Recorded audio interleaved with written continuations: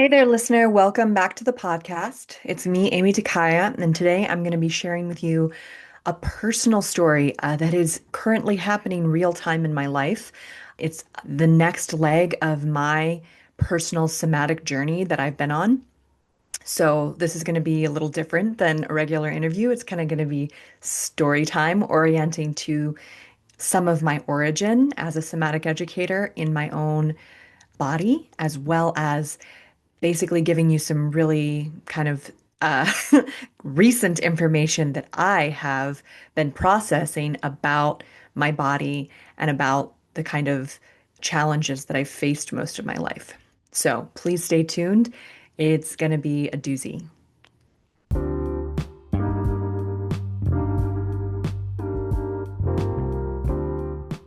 Every day there is a forgetting, and every moment there is the possibility of remembering.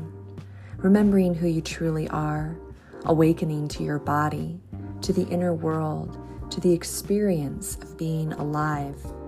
Here is where you find the beauty, the joy, and here is where you free your soma. I'm your host, Aimee Takaya. I'm here to help you move from pain to power, from tension to expansion, and ultimately from fear to love.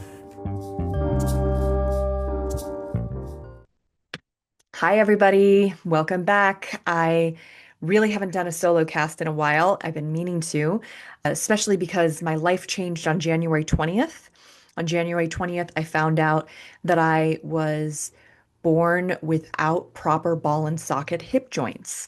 I got the diagnosis of severe congenital hip dysplasia, bilateral, which means it's on both sides. So this was pretty major for me. And I'm going to go into a few things today in this podcast episode about, first of all, why it took me this long, 37 years old, about a decade of somatics under my belt, decades of teaching movement and yoga, working with some of like the most like high level, alternative, functional movement, yoga education people. And yet this got missed, right?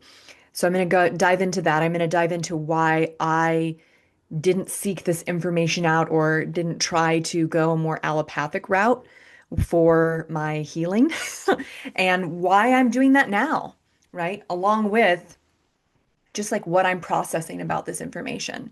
So, first of all, I really just need to orient new listeners. If you haven't heard my first ever podcast episode, Releasing My Forgotten Belly, pause this, go back. It's like 40 minutes long. It's the first episode I ever recorded of this podcast, and it's my origin story in some ways about my somatic awakening as I was traveling through India and I began to realize how contracted my stomach was.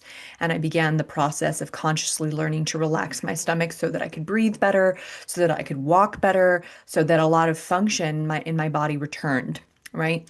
So this is kind of the other end of it. This is like the next layer of my journey that I'm going to share with you because I've discovered that in having basically non-functional hip joints my entire life, some of the contractions in my body that I had thought were trauma, that I thought were shame, that I thought were, injuries from my yoga practice. It's not that they weren't those things. They were also those things, the contractions and tension that I held. But some of it is actually the way my body organized itself to be able to get me around doing the things that I wanted to do with my body and my life, despite the fact that I don't have proper acetabular sockets in my hip. So let me just break it down, like kind of go back a little bit to what hip dysplasia is, because it's one of the most commonly like misunderstood and misdiagnosed issues. It affects 1 in 1,000. And women, firstborn women, are the most likely to get or have hip dysplasia. And what it is that as the baby is developing, the woman's uterus, right, if she's never had a baby before, is tighter the first round. And so there's less space for the infant to develop in. So everything gets kind of mushed together more. Also, because it's a baby girl, There's not testosterone flowing through the woman's body, that would be there to produce testes and, a little boy penis and all that. So testosterone makes your tissues much firmer and harder.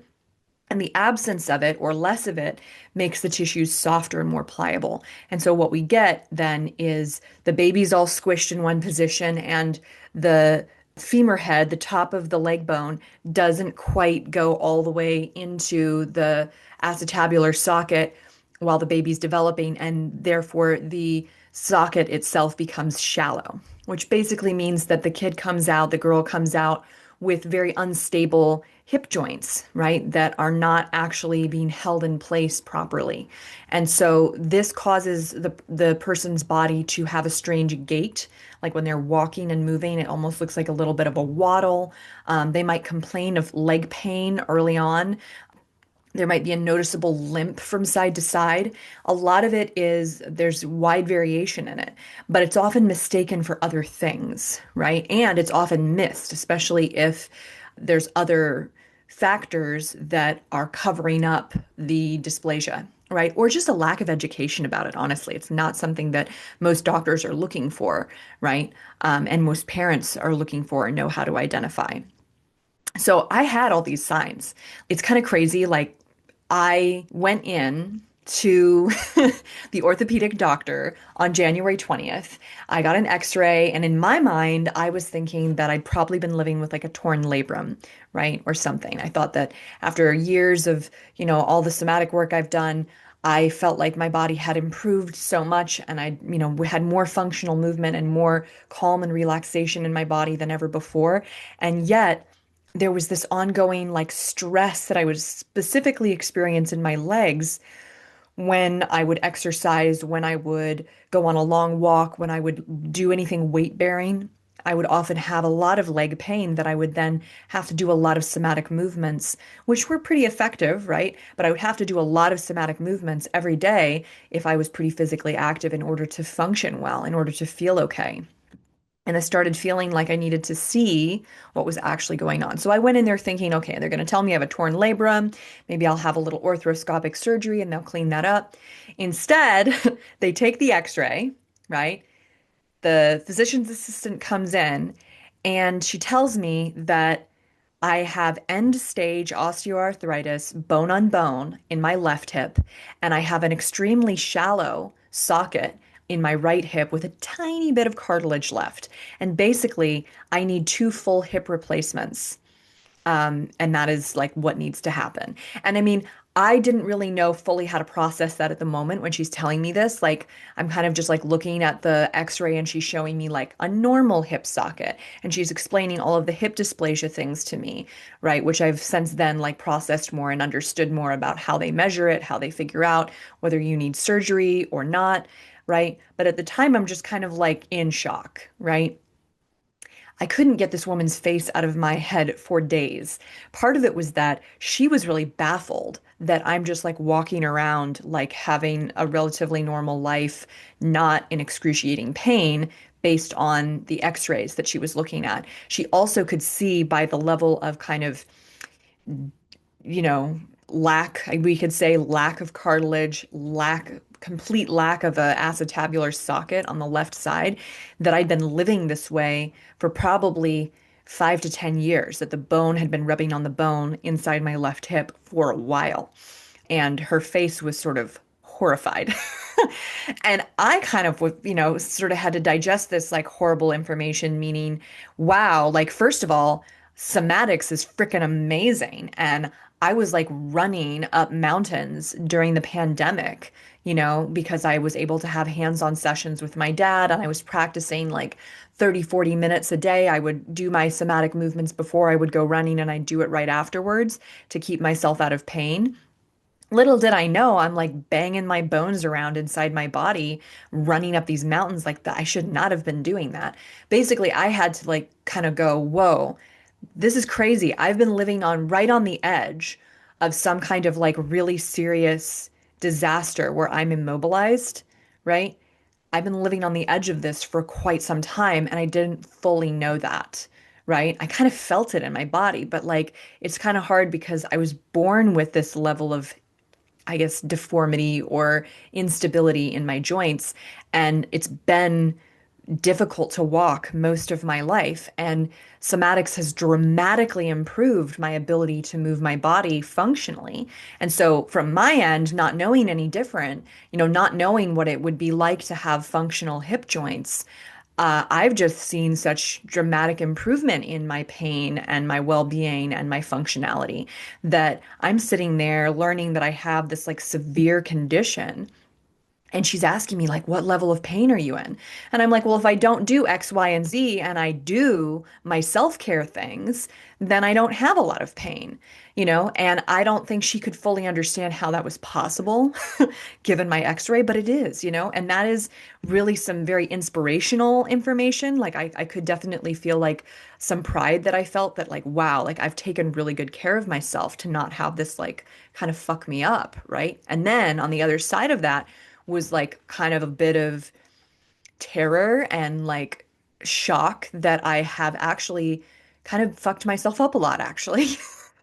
That I've lived in such a way that was so demanding on my body, assuming that I had acetabular joints, assuming that I had a functional body and that my body was just deficient in some way, and it really caused me to like look at my attitude towards my body classically throughout my life, and also kind of attitudes that I've absorbed or taken in from other people.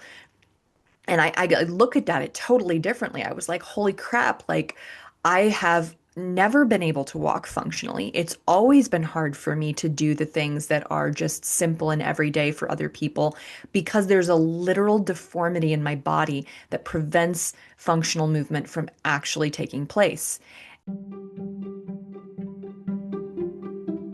Did you know that your muscles are holding on to thoughts, memories, and feelings? If you have a tight neck or back, you're not just getting old, you're experiencing a buildup of tension from the life you've lived. Most people don't know this, but there is a part of your brain that can reverse and prevent chronic tension. When you relax your muscles, you not only move better and regulate your nervous system, but you also free yourself from the grip the past has over your body. So you can live with freedom, confidence, and enjoy your life now. How does that sound? Join me, Aimee Takaya, and discover what my clients are raving about at youcanfreeyoursoma.com. It was huge. I mean, I hear about it with like people who find out that they're autistic or something. They find out like, oh wow, like nothing's wrong with me. There's just something wrong with me. I don't know if you've ever heard that line before, but a friend of mine, when she was diagnosed with like, whatever her condition, she's like, oh wow. So there's nothing wrong with me. There's just something wrong with me. And that's kind of what I've been going through since January 20th. I've been in this state of like total awe and gratitude and appreciation for the incredible tools that I've had. I've also gone through the whole gamut of emotions from like anger and frustration and resentment of like both of my parents for not figuring this out or for not finding out sooner. But I can't go very far down that road because to wish that this got figured out when I was a kid, right? Because it's bad enough, like the severity of my acetabular socket on the right side being as shallow as it is, right? And that's my good hip. I would have had surgery as a child if they had found this out. And I had all the signs. Like I said, I was knock-kneed, I was pigeon-toed, I walked with a waddle, I couldn't run very easily, right? I complained of leg pain, And so, of course, it's like, yeah, why couldn't my parents have figured this out sooner? I would have had a totally different life. But again, I can't go too far down that road because it's to wish that I'm not the person that I am right now. And I love the person that I am right now. And the person that I am right now is beloved by many clients and colleagues. And, the work that I'm doing in the world is in part because of the hidden nature of this issue and the fact that I worked so fucking hard to overcome these challenges that I was born with, right? I didn't know that that's what I was doing, but that's what I've been doing. I've been masking functional movement pretty much since I started yoga. I've been trying to make my body do things that my body is struggling to do because my body's super busy doing something else. My muscles in the center of my body are constantly engaged and holding my legs onto my pelvis. That's their full-time job. All day, every day. They're holding my legs onto my pelvis and making it so I can walk and move. It's incredible that the doctor literally said that to me. Because, okay, here, we'll go back to the doctor's office. I'm sitting there. I'm kind of in shock. She's sort of horrified and in shock too. I can see by the look on her face. And I'm just kind of trying to gauge it. Because, again, I thought I was going to be told I had a torn labrum. And I'm just like, so does that mean that both my labrums are torn? And she looks at me, she's like, oh, the labrums have been gone a long time. And I'm just like, whoa, okay, no labrums, no cartilage on the left side. It's like it's really bad. And I know that it's bad because of all the things I've done with my body that have injured me, and I had kept having these like crazy flashbacks of like these moments in yoga or these moments carrying my 50-pound backpack and traipsing all over the world and carrying heavy things and like this kind of horrible chronic pain that was, I didn't know this at the time, me grinding away the cartilage in my left hip as my muscles struggled to hold my legs on my body. And here I am being like harsh on myself. Here I am being mean to my body. Here I am being condemning. Here I am letting people, act like I'm lazy, act like I'm, whatever, like out of shape, just not sporty, like all this bullshit that was said to me as a kid. Because that's the kind of shit that was said to me. And maybe some of you can also relate out there when, you have a health issue as a kid growing up in like whatever, 80s, 90s, maybe even they still do this nowadays. They just act like it's your disposition. It's like, oh, she's just not sporty like that. She's just a chubby kid. She just likes to eat. It's like, yeah, I liked to eat because I was living with pain all the time. And food is a really easy way to help yourself feel better when you don't feel good, right? And I was in pain all the time. I'm starting to really understand. And especially my left leg, but really both of my legs have been in some kind of pain my whole life. Really, I don't think that I ever really knew that the sensation in my legs was pain until after doing these water therapy trainings, doing the WASU trainings last year. Wow. The water training combined with the somatic release, I've been doing my own retreats. You may have seen them, Flow Your Soma. Well, I'm getting also trained in the water therapy as a practitioner, right? And so I went to 3 trainings last year. And when I was at the trainings, I would just make it into this retreat for myself. I'm giving and receiving water therapy for 5 days. I'm also doing my somatics morning and night, like clockwork. And I felt such deep, deep relaxation in my body. I felt my legs and my hips and my back just surrender and let go of all of this tension. And the crazy thing is, though, is that because of this underlying issue, which at the time I didn't know about, I would feel that as my nervous system upregulated and as I moved around and as I, started doing the functional things I was doing, the pain would come back, but then I started realizing like it would never registered its pain before. It was just how my legs felt. It was just, this is how my legs feel, right? But then releasing, relaxing to that point that I could feel the pattern come back. Now I had the contrast, right? It's like if the whole page of paper is red and you put a red mark on it, you're not going to see that red mark very clearly. But if you paint that whole page white, right? And then you put a red mark on it, you're going to see that red mark show up so much more because of the contrast, right? And that's what it was for me with the water therapy. It was like, I'm seeing that I carry tension and pain that I've never truly registered as tension and pain because my legs always feel this way. And that was a huge revelation for me. It was quite disturbing. And it had me questioning, like, what is going on, right? And maybe I should finally get an image. So let's hop into that. Let's hop into why did I not get an image of my hips? It seems to make sense. Oh, you're having hip pain. Well, you should go get an x-ray. Oh, you injured yourself in yoga. You should go get an MRI. Like, why did that not happen? Well, when I actually started sitting with that question, right, and letting go of kind of the shame around it, I started discovering that there were many reasons why I had not done that. And one of the first reasons that came up was actually shame. I believed, right? I had a perception that the pain that I was in and the issue that I had specifically in my left hip was from me injuring myself in yoga, being, a hardcore yogi, being a masochist, being tough on myself, being unrelenting. And I felt a lot of shame about that because I hadn't done that consciously. I hadn't gone into my yoga, just consciously planning on like beating myself up and like hurting my body. But I did that. And when I started to come to the, realization during my somatic education program that that is what I had been doing, I had been being violent towards my body and myself as a yoga teacher who's trying to help other people heal. And I also kind of sat with the reality of in that kind of setting, in that structure, in that perceptual reality that I was in, I also helped harm other people through the way that I was teaching and through the way that I was, inviting them to practice their yoga, which was not very somatic, right? And so I had to go through a whole lot of shame that came up about that. And my mentor, Eleanor Criswell Hanna, this was, back in like 2018, 2019, she was so understanding and really wonderful with me. She kept really reinforcing that this experience of shame that I was going through and this reconciliation and this reparation that I was doing somatically with my body was going to be of great value because yoga teachers, as they somatically awaken, may also come to these conclusions, and they're going to need my understanding and my acknowledgement and my support, right? As they choose a different way of being with their bodies.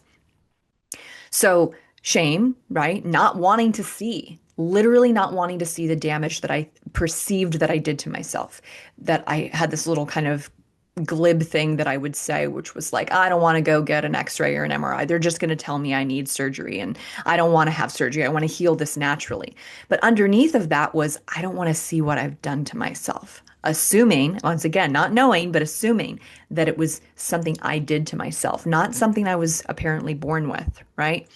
The other thing that prevented this from occurring was that I was ashamed also of poverty or of being poor or of not having enough money and not having the right job and all these kind of things, All of this stuff, by the way, is, you know, as they say, water under the bridge or like not something that I was doing consciously at the time, but that when I reflect on it, I can see clearly like this was a factor in why the image hadn't happened yet. So every time that I had public health insurance, right, which was quite a few years of my life, I would be really ashamed of being on public health insurance. I'd like never go to the doctor, right? So if I didn't want to, be on health insurance and felt this like weird shame about going to the doctor, being on public health insurance, it was another kind of thing that kept me from getting that image, a thing that kept me from getting treatment, right?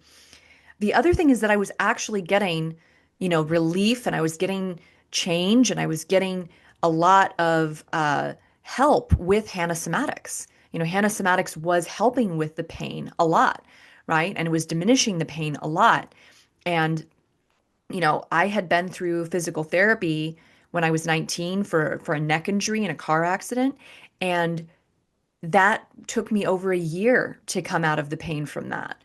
And Hannah Somatics was much, much faster. And so I wasn't seeking out other help because I felt like I was getting help, right? Beyond that, the pain in my body and the pain in my pelvis was not just the hip dysplasia. Like maybe that's like the foundational piece here that was missing in my understanding, but it was also sexual trauma. It was shame. It was different kinds of emotions that I was holding in my pelvis. And as I started on my somatic path, I was working through and revealing and releasing and integrating those experiences. And that wildly brought down the tension and pain in my body as I calmed my nervous system and learned to let go of these things. And so, I'd say the number one factor why I didn't seek out the allopathic help and get an image and learn about this sooner was because I did have really effective tools that were working for me, right? And then, maybe this follow-up question would be like, well, then why now? Why do something about it now? If you have these great tools and you've been out of pain and you're sitting here telling us this story not in any pain right now, then why get these hip surgeries? Why get the image now? Well, I'll tell you. It was the Watsu trainings and finally kind of discovering that this sensation I have in my legs is probably pain, and that maybe I haven't defined it that way, but that somebody else would describe this as like nerve pain or something, right? Or fatigue or exhaustion, muscle strain, right? That I'd been living with as like my normal. Well, the other piece of it is that over the last couple of years, my body's just been saying no to more and more things that it used to say yes to. My body started saying no to running, right? So I switched my activity from cardiovascular, and running to being at the gym and doing just the elliptical, and doing weightlifting. I weightlifted for the last year and a half. But I would notice that there were certain things that I just couldn't do without creating more pain in my body that would take me a lot of energy to unwind, specifically things like squats. So I did lift weights, but I would not do like a full body workout, right? And my body started saying no to certain calisthenics that it used to say yes to. My body started saying no to yoga, right? And lunges in particular started feeling really uncomfortable and not like my body wanted to do them. And I think in part, this was because I was releasing through my somatic practice a lot of the muscle patterns that were part of faking it and acting like I could do something that my body was actually not functionally able to do, or that my body was really functionally struggling to do because of the dysplasia. And so as I got more and more relaxed and more at ease in my body was like, I don't want to do this thing to like make myself do this, like it didn't make any sense. My body was like, no, I'm not doing that. And since I'm living in a very somatic way, I was listening to those cues. I was listening to the no of my body, which just meant that slowly my activities were becoming more and more limited, right? I had this project for the last 3.5 years. I, right around the time that I started my business and ran the first round of my Radiance program, I did some jackknife sit-ups and really, really irritated my pelvis, really irritated my back. And I started seeking out help from other somatic educators to figure out what I had done and what was going on. My walk changed after that significantly. Now I understand that I had obviously like really irritated some muscles in my body because jackknife sit-ups are not something that someone with hip dysplasia should be doing. But at the time, I just wanted to learn more about what was going on and what had been going on in my body. So I started working with a mentor in Portland, Lawrence Gold, and he watched me walk and he told me that my sacrum was twisted. And that made a lot of sense to me. And he said, well, the regular somatic cat stretch series does not help to untwist your sacrum because it's a complex issue, right? So I purchased his program. I started practicing these very unusual advanced somatic movements to untwist my sacrum. And they were pretty powerful. And I saw a lot of improvement and a huge reduction in the amount of pain that I was in and a lot more function. And frankly, working with Lawrence Gold was just life changing. I flew up to Portland twice and did hands on sessions with him. And it dramatically changed the way that I practice. And I learned a bunch of techniques and skills from him. Specifically, I mean, one of the things that most of my clients know that I learned from him is deeper levels of facial and jaw releasing that I did not learn in my training. And I have since continued to innovate on those in my one-on-one sessions. And I'm just so grateful, right? So this is kind of showing how that injury and not going the allopathic route and having surgery, but instead using it as a catalyst to dive deeper into my somatics took me on this journey where I learned so much and I would never go back and change that, right? Because it's so valuable what I learned from Lawrence Gold. At the same time, I kind of got to this point where not enough was changing. I was doing the things that, his videos said to do, and yet I felt like there was something else that was missing here. And I really got this message from my body. This is last year, actually, that my next layer of healing was going to come from spending more time in my parasympathetic nervous system. And that's why I chose to go to the Watsu trainings. I also went to a Five Rhythms dance retreat last year. And during the Five Rhythms dance retreat, I was dancing, I mean, like, what, 6 hours, 7 hours a day. It's kind of crazy. Like with the hip dysplasia, I'm just like look back on that, like how much I was gyrating and shaking and just doing these really intense, movements, TRE kind of like movements.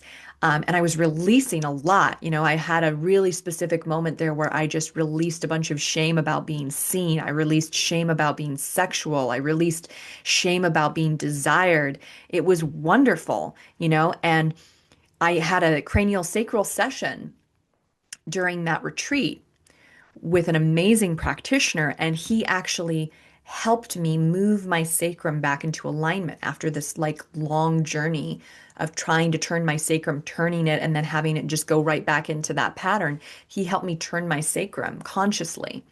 And I was able to do that after the dance retreat last year in June. I laid down in a hotel room and I consciously turned my sacrum back into alignment, and I did my entire somatic practice with my sacrum in alignment. And it was wonderful. I got all this like popping and like change all down the left side of my spine. I felt this like incredible sense of balance that I hadn't been feeling before. And then it seemed like I was able to hold it. It seemed like it was sticking, right? And I thought, okay, I turned my sacrum. Now I'm going to have this functional body. Now I'm going to be able to move so much better and easier than I've been moving. But I discovered that it didn't really change the feeling inside. In fact, there was this feeling inside that kind of got worse. And I didn't know what it was at the time. This again was like June, July last year, that the day after I had turned my sacrum back into alignment, or 2 days after, I was just crying and crying. I went and saw another cranial sacral therapist. I was down in South Carolina, and she just acknowledged how much I was holding in my pelvis. And I could tell she was kind of like baffled, right? And a lot of body workers have been baffled by me because it's been dysplasia and there's no amount of muscle releasing or emotional releasing, right? Or structural kind of shimmying around, whatever you want to call it, structural reorganization that can give me acetabular joints that I don't have.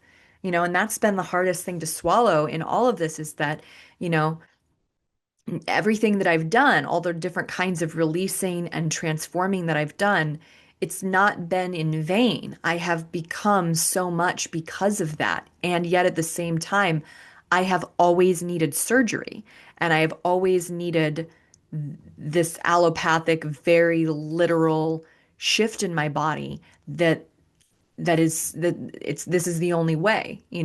This is the only way to have a hip joint. And it's shocking to me, still to this day, to this moment, I'm kind of blown away by it. It does feel like this powerful catalyst for other kinds of stability in my life to start happening, though. Like my financial situation, I'm turning Freer Soma into an S Corp this year. I'm finally getting my shit like organized. It's going to take a minute, right? To get that all of that organized because I've been running like, everything just enmeshed together, which I know is not the way to do it, right? But I've been at it, I've been creating retreats, I've been creating, online programs, I've been working with a ton of one-on-one clients, and I've been so passionate about it. But now it's time to get the structure sound. Now it's time to actually get the foundation set up. And so that's what this year is for me. I'm going to have my first surgery on May 13th, and then I'm going to have the next surgery sometime a little bit later in the year. I'm hoping to find out sooner than later when that's going to be. And I'm going to finally have hip joints that are functional, right? They're going to be artificial, but they're going to be a hell of a lot more functional than anything I've ever experienced before. And so, yeah, I'm excited. I'm a little bit terrified. I've never had major surgery like this. Like I've had my wisdom teeth removed. That's about it. And I'm gonna have to take some time off. And all of that just wasn't in my plan for 2026, honestly. But it's the way it goes sometimes. So, what does that practically look like? Like what's kind of been my current process? Well, I've been letting myself feel a lot of different things. And by that I mean when I'm feeling upset and, angry or afraid, I don't immediately try to put a spin on it so that like everything's okay. I don't try to go, but look at how far you've come. But blah, blah, blah, blah, blah. Like, I really have learned that all of that's fine and good, and the positive spin on things will come, but it's actually important for me to just validate and be with the shitty feeling I'm having and really taste it, really let myself be in it. And I won't stay in it forever, but when I let myself be in it, it doesn't have this kind of background power over me. It doesn't like stay so long when I actually give it my attention. And so what that looks like is some days like I'll just lay in bed and cry, or after a long day of working with clients and my body's exhausted, my body's tired. Maybe I'm not in, what I would call pain, but maybe I am in what somebody else would call pain who hasn't lived their whole life with lots of chronic pain. But I just let myself lay down and I don't expect myself to do anything else. I let the dishes pile up that night, you know? I eat something really simple for dinner and ask my husband to feed our son. And I give myself that space to just rest because I've been working my body so much my whole life. The other thing that's been very confronting too is that I basically made the choice after I found out on January 20th what's actually been going on in my pelvis, I made the choice to just not exercise anymore. And that felt like a really bold, really scary choice because there was a part of me that was like, oh, we can find a way. We can find a way to exercise because I've kind of been an exercise addict most of my life, you know? And some of that has been about like trying to prove to the world that I can, when inside there's been this feeling that I can't. And there's been this literal reality that like walking is hard for me and I don't know why, right? And so I've overcompensated by being very athletic for what I have to work with. And so what that's meant is that a lot of times the pain of the hip dysplasia was covered up by pain from exercising. And I just assumed that everybody has pain in their body from exercising. That's just how it is. But I did sort of notice that I didn't really have that pain in my upper back and shoulders and neck from exercising, but I would almost always have pain in my hips and lower back and legs from even just going on a long walk, right? So, not exercising has been very confronting. I have gained 10 pounds, right? Because I'm also not starving myself, but I'm not exercising. And so I've gained some weight, and that's just sort of a reality. It's like, can I let myself be that too? Can I let myself gain 10 pounds knowing that I'm protecting my body from further injury during this time when I'm still delivering on all of the things I'm delivering on? Some days I do 8 or 9 hours of deep, intimate, hands-on body work and neuromuscular facilitation for people. It's a big energy that I hold space for. I'm sometimes working with people who have, really deep traumas that are coming up, and I show up with my whole being and I have my hands and, my body touching their body in some way. It's very intimate. And so I realized I just don't want to, create an extra stress or harm in my body when I'm doing something so sacred and necessary for other people. That service comes first in this circumstance, right? My body also comes first. And so if exercising is going to make it harder for me to deliver on this thing that I, need not only economically for my financial position in the world, right? And to feed my family and pay the rent and all of that, but it's also something that I really have a lot of high integrity in performing well, then I'm gonna gain that 10 pounds and exercise later when it's not so freaking hard on my body to do it. And the really crazy thing, since I have pretty much stopped exercising, I've stopped getting up and down up off the floor, I've stopped squatting, I've stopped doing all these things that I normally do every day, I have even less pain in my body than ever before. Like I have very, very little pain or discomfort because now I realize that all the things, the basic things, the functional things that I was making my body do and figuring out a way to neurally program my body to do, right, were actually causing a lot of strain and stress in my body that I then had to do lots of somatics and lots of self-care to deal with, right, to make up for. So the whole thing has been wild. What I will also add is that I've really, really deepened my understanding that your body, my body, they are at the end of the day always doing something to take care of us and protect us. And the things that seem dysfunctional, right? Even the things that we don't like about ourselves that seem like we should just like get rid of that, or why is that happening? That's not right. It shouldn't be that way. If we dig deep enough, every single one of those things makes sense. It makes sense on some level. It's totally understandable on some level that your body's doing what it's doing. And there's sometimes incredible wisdom that can be found in this thing that we're labeling dysfunctional, right? When we dig deep enough, it's kind of like a shadow work. It's kind of like digging into the trigger, right? To find out what part of yourself needs more support or what part of you needs to be loved more, right? And the patterns in my body where I'm kind of limping and leaning to the right, and my sacrum is out of alignment with my sacrum up and back, that thing that I was trying to correct for 3 years, it makes sense because when I turned my sacrum back into alignment, I could feel the bone rubbing on the bone. And it's really a weird feeling that I did not like. And I was feeling it for a while before I actually knew what it was, right? Until January 20th, I didn't know what this sensation was.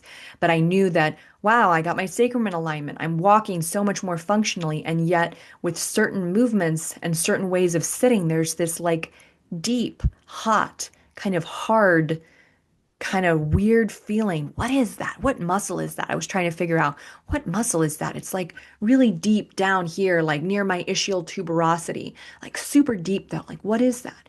And then now I'm like, that's the bone rubbing against the bone.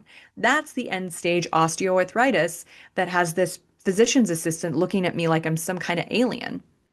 And that's why my body's limping. That's why my body's leaning to the right, because that sensation, my nervous system registers that as dangerous. My nervous system says, that's not a good idea. My body's super smart wisdom is having me lean away from that to protect my bones from grinding together and deteriorating further, right?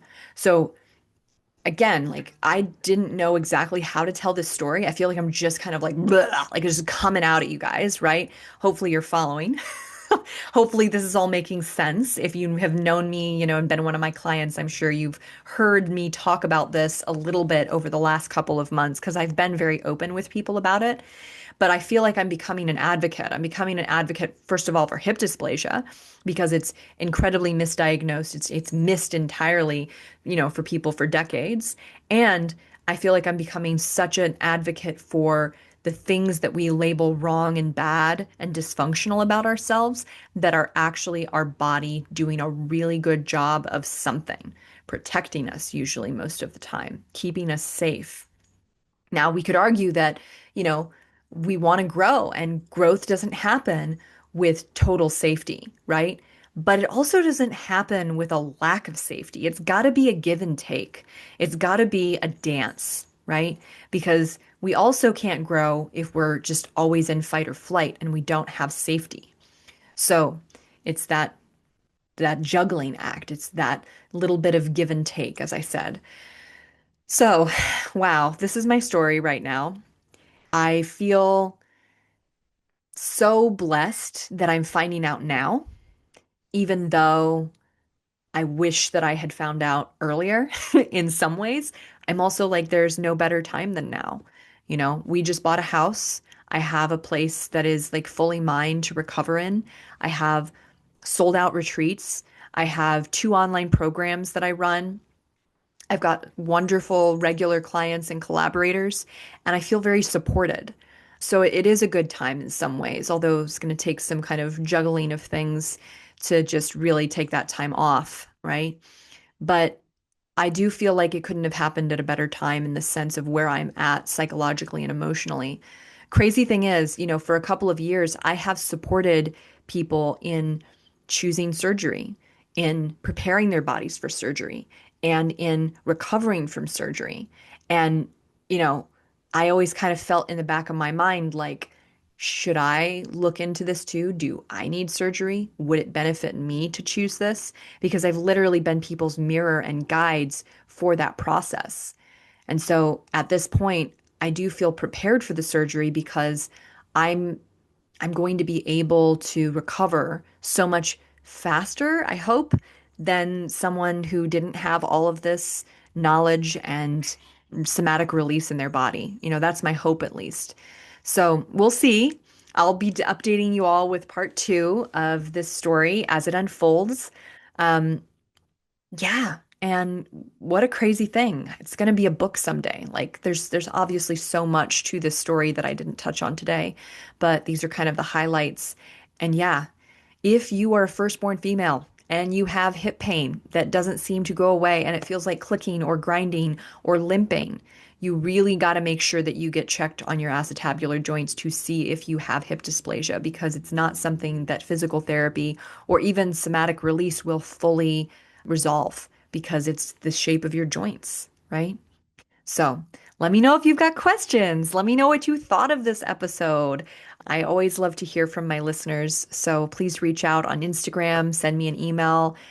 This is always a conversation, even though it's also a story. And I know that many of you may also be living with issues, birth trauma, physical challenges, right, that have prevented you from feeling normal. And I do feel like this is not just an issue that I'm experiencing, but that many other people are experiencing, having judgment over themselves about things that they literally can't control, right? But that the world doesn't understand. So hit me up. Let me know what you thought of this podcast.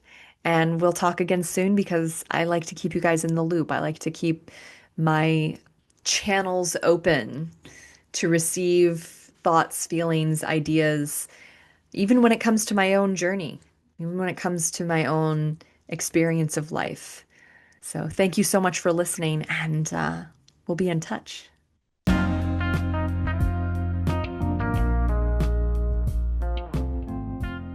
Hey there, friend. I hope you enjoyed today's episode. I would love to hear your thoughts. Follow me on Instagram at Aimee Takaya and send me a DM about this episode. I'd like to thank you for being part of this somatic revolution. And if you'd like to support the podcast and help more people learn about somatics, consider leaving a review or a rating. And finally, if you'd like to have the experience of relief in your tight hips or back and learn to understand what your body is really saying to you, visit youcanfreeyoursoma.com. I can't wait to share with you what is truly possible. Bye for now.